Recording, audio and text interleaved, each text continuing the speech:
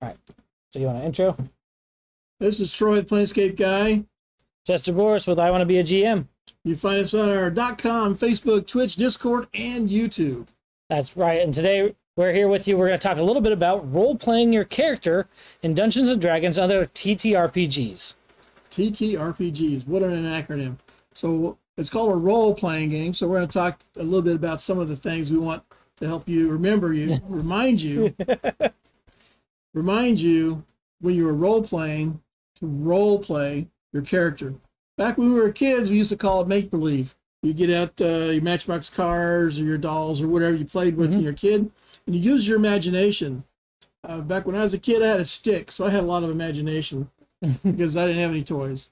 So when you're role-playing, you're pretending to be your character. You're taking all the traits of your character, their race, their religion, their wants, their desires, their fears, everything that makes them come to life as a character, as a person. What you're really doing is creating something along the lines of a theater role or a theater character for you to step into, and then you take that role through the adventures. Yes.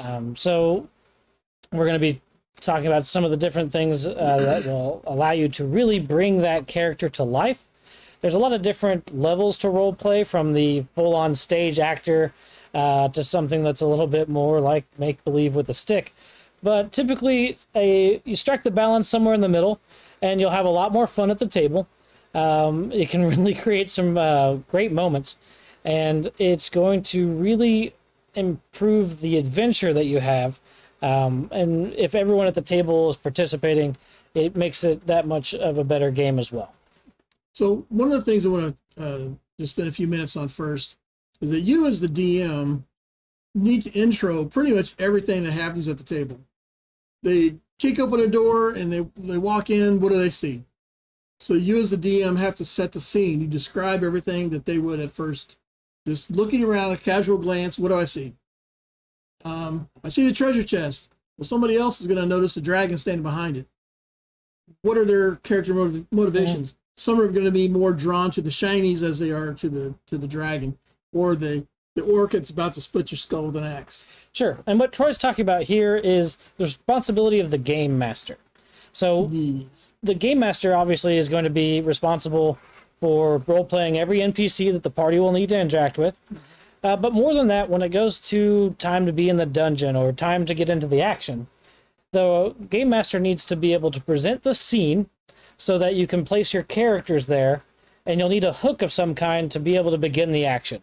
Something like, you find yourselves in a field. Doesn't leave you a whole lot else to go on with except a bunch of questions. But to your point... You want to describe it well enough. A lot of people use the term theater of the mind. Correct. And that goes back to, what can I envision from what you are telling me? Imagine you're listening to a book on tape or something. When they go through there reading that book on tape, you really start to see everything in your head, in your mind, what is going on. And you want to be able to write your intros so that you can do that. If you do that, then those players are going to stay at your table forever and ever. You want to just really get them into the story. So we were talking earlier with some basic intros. Right. And then I'm going to show you an intro, and then we're going to show how that steps immediately into role-playing the character. So I'm going to intro to Borris, the Prance and Pony Inn and Tavern, which is a nice, quaint little place. As you make your way back to the village after a long, weary, and bloody battle in your last adventure, you're dragging overburdened bags full of loot that you're going to boast and tell stories of your conquests in this latest adventure. As you make your way to the Prance and Pony, you can smell the food that is cooking. You can hear the laughter and singing and music coming from inside. The smells are really making your stomach growl because you haven't had anything to eat in a week except for your hard bread and stale water. So as you make your way inside, are you making your way inside? Oh, for sure. So as you make your way inside, looking around, you see a wide variety of people, mostly villagers. You just see a couple of people dressed similar to yourselves. You see humans, you see elves, there's a couple of dwarves. Back in the corner is a family of half-orcs. Looks like they're having trouble feeding their child. The bartender looks as a human, probably in his mid-40s. He's having he's wearing a dirty shirt as he's trying to fill up some more mugs, and a couple of guys at the bar are giving him a hard time. You see a couple of girls walking around who are taking care of the patrons at their tables, filling their mugs, clearing their plates and such. You hear one of them say, "We have a table over here." So, what? if you guys can see, Troy has just described the scene in pretty good detail. So I, as the player, now need to decide what I'm going to do, what my character in this scene is going to do. And I'm going to start with something sort of lower level, and I'm going to just narrate my character's actions back to Troy, the game master, so he understands what my character is going to do in the scene. They have a table over here. I'll roll my cloak back over my shoulder, revealing the leather armor, dust-caked as it is, and make my way over to the table, finding a seat near the wall. You can find one. The place is rather crowded, probably 75% to capacity. So making your way through, you're bumping here and you're bumping there. But you do manage to drag your bags of booty over to the table, and you make a seat. She says, "What do you have, love?" Well, darling. So now I'm into the voice with a bit of mannerisms, you'll see. Well, darling. Chink. 2 pints of ale and your beef stew. And don't stop with the ale. That's a lot of ale. I'll be right back. So there we go. A little bit of voice, a little bit of mannerism. You can shift in and out of your character. And this is nice, too, because other players will know when I'm speaking in character and when I'm not. So when you've got those, I shoot it with an arrow. You're like, well, do you really shoot it with an arrow? You know, but if you're like, I'm going to shoot it with an arrow. Watch this. Well, okay, now you go ahead and roll the hit. Right. There's a lot of times as a DM, a player will say something and you're not quite sure were they just being funny at the table to their friends, or is that something they wanted their character to actually do? And then there's times as a DM you find yourself saying this, "Are you sure you want to do that?" Sure. So that means I don't think you're really paying attention to what was going on, but I'm not going to go back and do the whole thing again for you.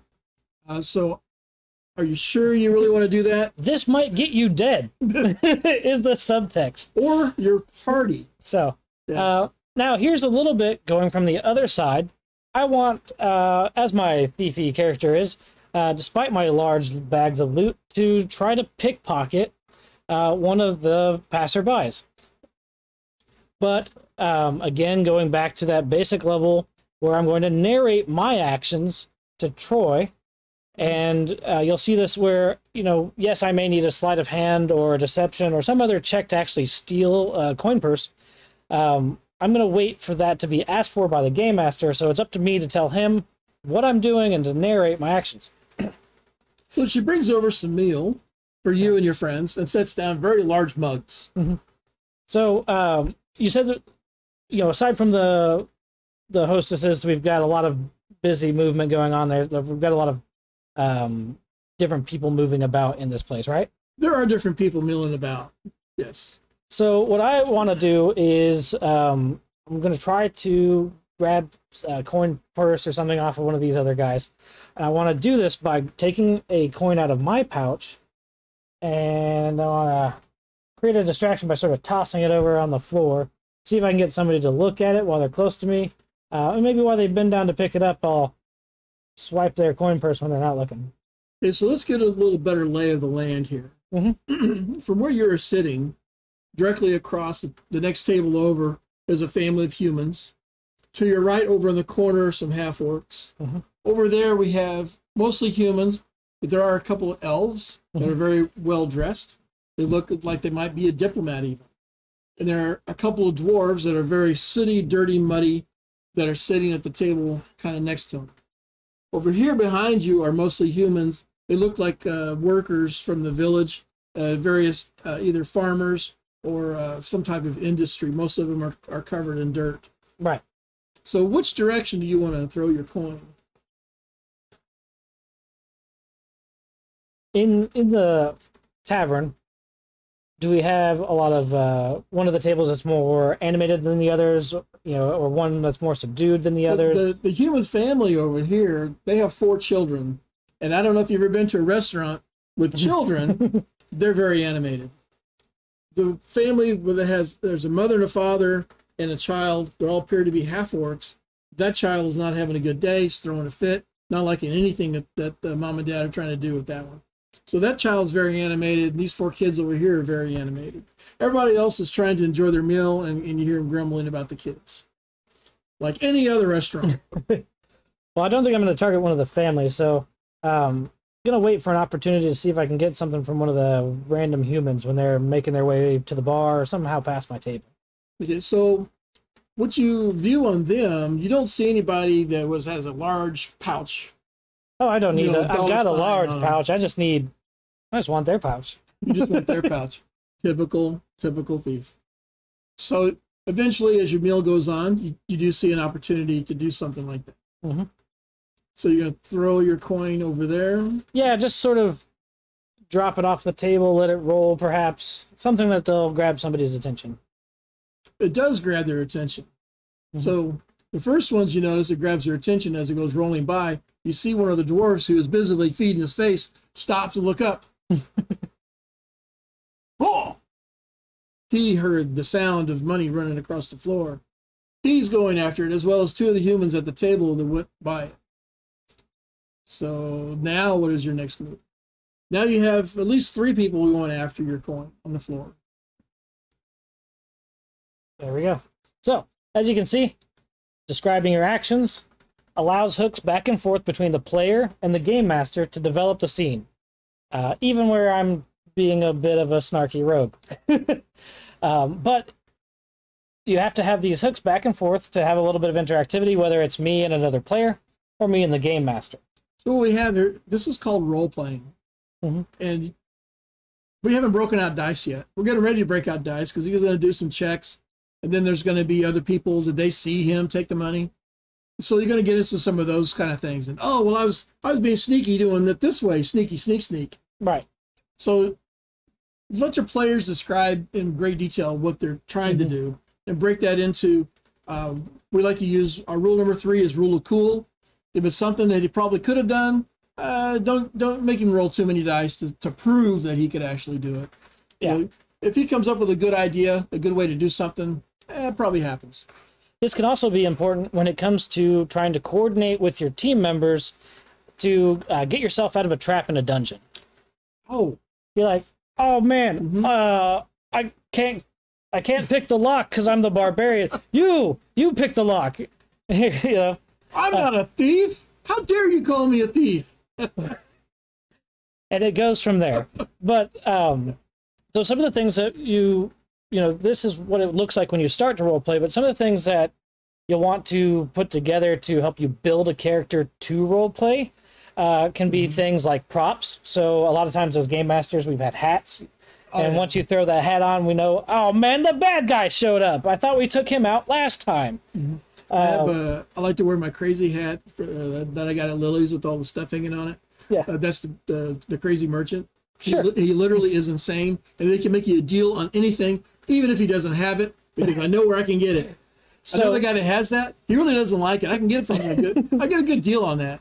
Props, particularly from the game master side, are a lot of a fun way to sort of bring NPCs back up all the time. Everyone knows, hey, now I'm talking to Bill the merchant. Now I'm talking to the goblin vendor.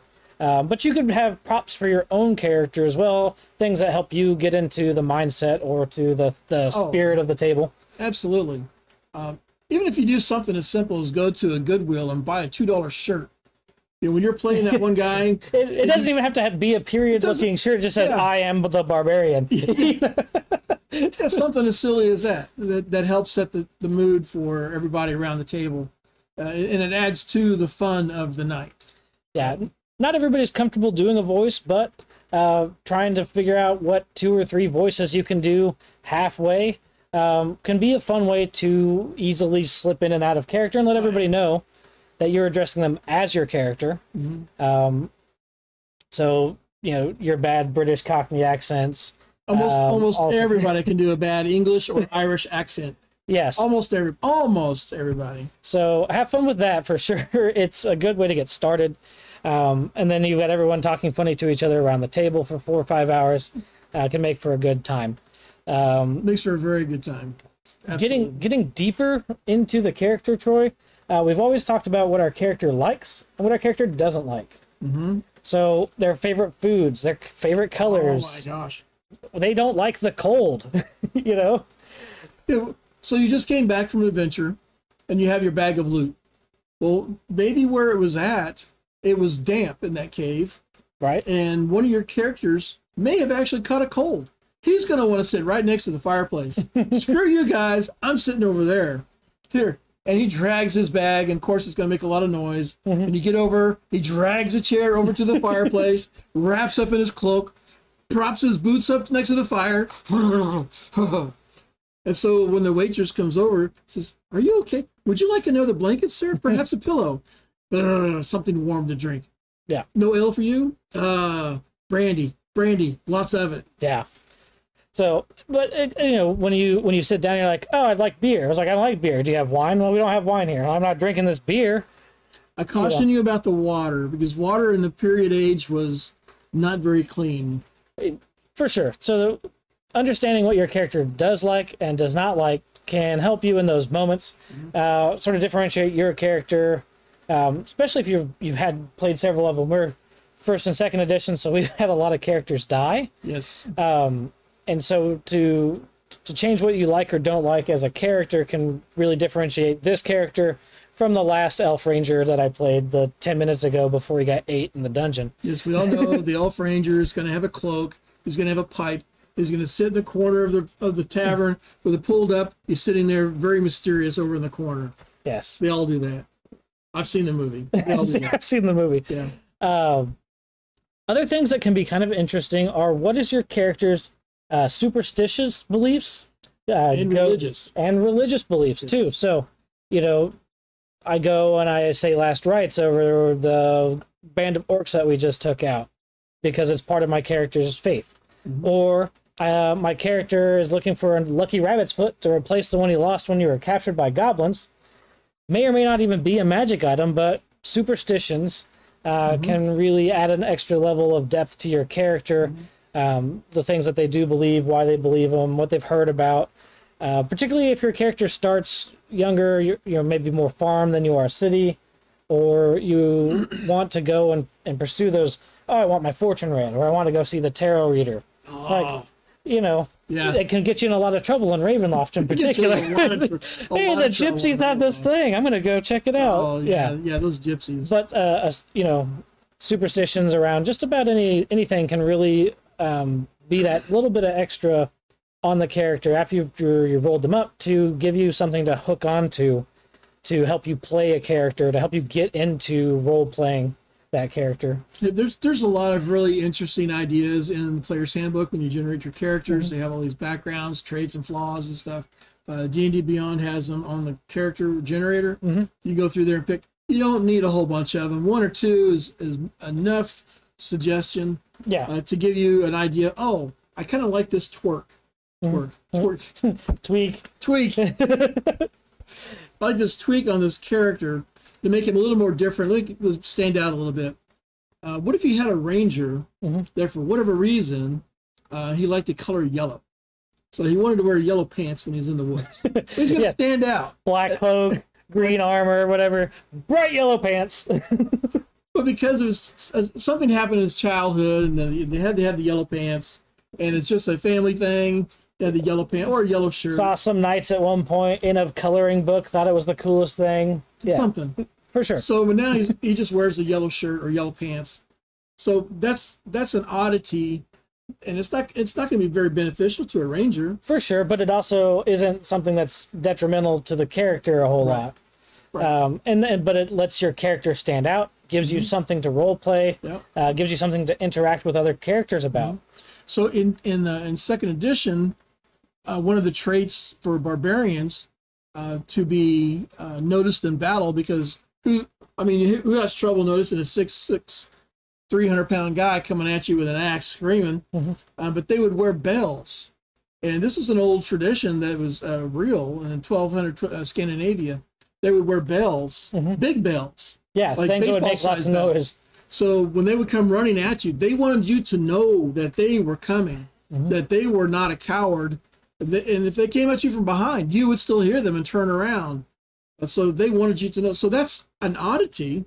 That's a trait that this one guy has in the party. And it's going to definitely be detrimental to the rest of the party. When they want to go sneaking around doing something, you have a reindeer walking with you. The paladin in full plate and the barbarian covered in bells are driving the half-elf rogue up the wall.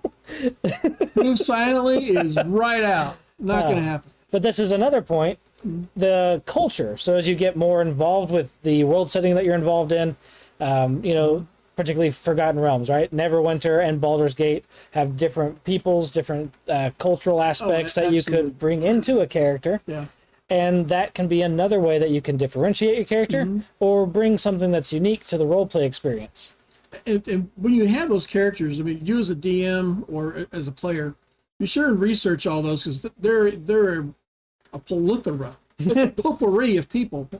And when you make somebody and you really dive into that background and you play around for a little while and then travel somewhere outside of your normal home area, those character traits are going to stand out as soon as you are 500 miles away from home. Yeah. You're going to run into people that you can't even understand and talk with. Sure. But your character traits are just going to jump off the page, and your players, when they're role-playing themselves, really makes for those encounters just in the city tavern so much fun. Yeah, trying to buy goods. Oh my lord, trying to buy goods. So you as a DM to show the players, hey, this isn't, you know, this isn't back home anymore. You can change the whole pay scale. It can still be based on gold, but now a gold instead of being worth 20 silver is only worth 10. Well, now you got to figure out in the moment. Well, we've always worked on this exchange rate. I don't even know what a dinar is. I've got gold dollars. Yeah, well, you could be somewhere where they don't even know what platinum is. For sure. Or they don't know what electrum is. You could be somewhere where the gold to them is so rare that only the king has gold. Everybody else is running around with silver. Or dwarven mines may have so much of the stuff that they're more interested in gems. Yeah. Or imports. You know, can you bring me a log?